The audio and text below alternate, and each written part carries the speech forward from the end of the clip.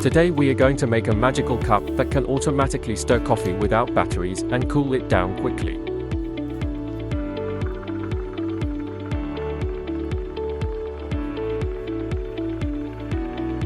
Hello everyone, I am Wonder Maker, and welcome to my channel.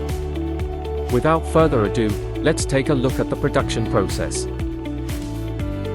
First, we need to prepare the following items: a Peltier cooler module, 2 12x5 magnets, a 30 cm long stirrer, a single layer aluminum or copper cup, a small aluminum or copper disc, and a low power motor.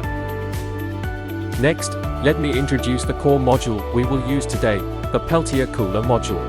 If you want to understand the components, you can pay attention to this part. If you just want to see the making process, feel free to skip. The Peltier cooler module utilizes the Peltier effect to achieve both cooling and reverse power generation. Its working principle is that when current passes through different types of semiconductor materials, N-type and P-type, one side absorbs heat and cools down, while the other side releases heat, creating a temperature difference. Reverse power generation uses the Seebeck effect, when there is a temperature difference across the module. Thermal energy is converted into electrical energy, generating voltage. The same module can be used for cooling and heating, and can also generate electricity in reverse. The mainstream size of Peltier cooler modules on the market is 40 x 40 mm, with 127 indicating it supports 12 volts and 10 representing the working current. When using it for cooling, we need to pay special attention to heat dissipation. If one side's heat cannot be dissipated in time, the module will quickly burn out. For reverse power generation, it is necessary to maintain sufficient temperature difference at all times. Only with enough temperature difference can we generate sufficient electrical energy. Now let's start the production process. Step 1. Weld the motor to the Peltier cooler module. Just connect 2 wires arbitrarily, as this will affect the final rotation direction of the rotor. Step 2. Choose a suitable cup. It must be emphasized that the cup must be single-layered, because we are utilizing temperature difference power generation, and double-layer cups will severely insulate and affect heat transfer. Additionally, the cup must be made of copper or aluminum due to their good thermal conductivity. We need to place the stirrer at the bottom of the cup.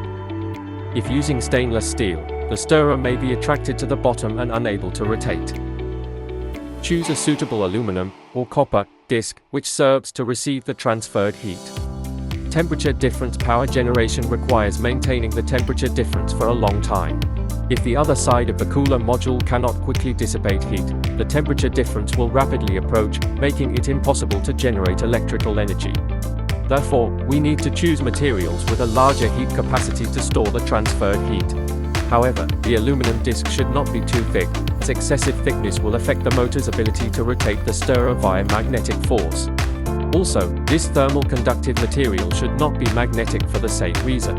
I chose an aluminum disc with the same diameter as the cup and a height of 10 mm. Use thermal adhesive to attach them to both sides of the Peltier cooler module.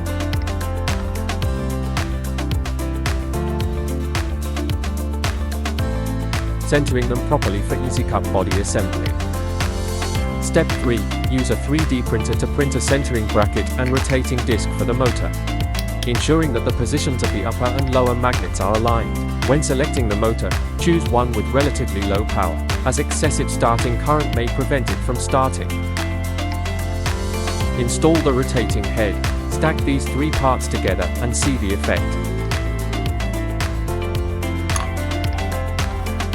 Pour in coffee, add hot water, and the cup will begin to stir automatically.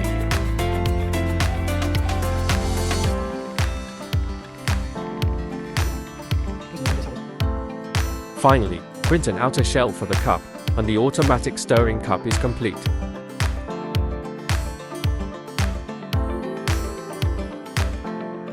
It can not only stir automatically but also self-generate electricity, cooling the coffee quickly. Isn't that great?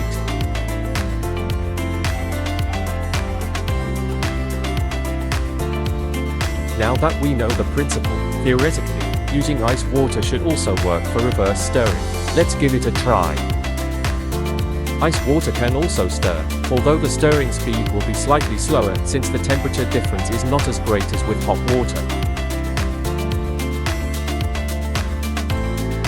Now it's time to brew a cup of coffee and enjoy it.